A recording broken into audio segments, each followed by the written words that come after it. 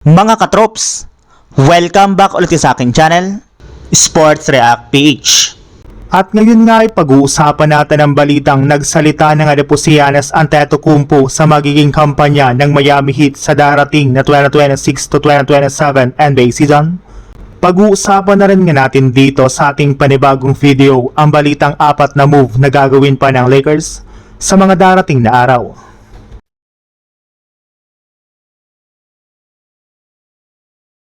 Matapos nga po mga katrops na makuha ng Miami Heat si Giannis Antetokounmpo, ay isa na nga po ang kanilang team sa mga pinakainabangang kupunan sa darating na 2026 to 2027 NBA season.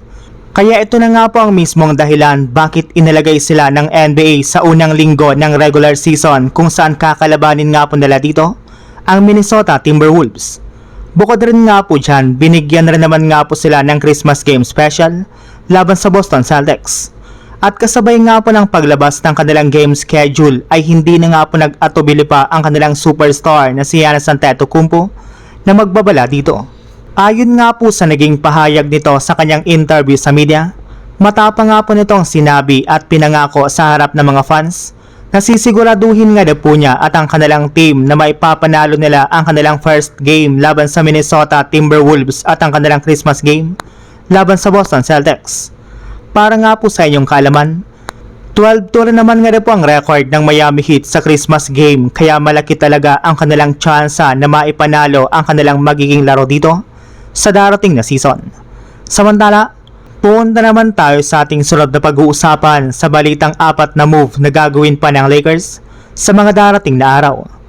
Alam naman nga po ninyo na hindi pa nga po tapos ang Lakers sa paggawa ng move since meron pa nga pong at least 2 buwan bago mag-umpisa ang kanilang magiging kampanya. Pero isang malaking palaisipan para naman nga po kung ano ang kanilang mga susunod na gagawin sa mga darating na araw. Since nga po meron 16 players ang kanilang lineup ay kailangan muna nga po nilang magtanggal ng ilan sa kanilang mga players. At kabilang nga po sa mga balak nilang tanggalin dito ay sina Dalton Knecht, Jared Vanderbilt, Jake LaRavia at maging si Bronny James. Kapag ginawa nga po nila ayan ay matutuloy na nga po ang ilan sa mga sinadjust na player na pwede nga po nilang kunin sa free agency at trade market. Kagaya na lang nila Jonathan Kuminga na maaari nga po nilang kunin sa sign and trade, Klay Thompson na pwede nga po nilang sungkitin sa trade o di kay sa buyout market at higit sa lahat si Nick Richard na maaari nga po nilang papirmahin ng veteran minimum sa free agency market.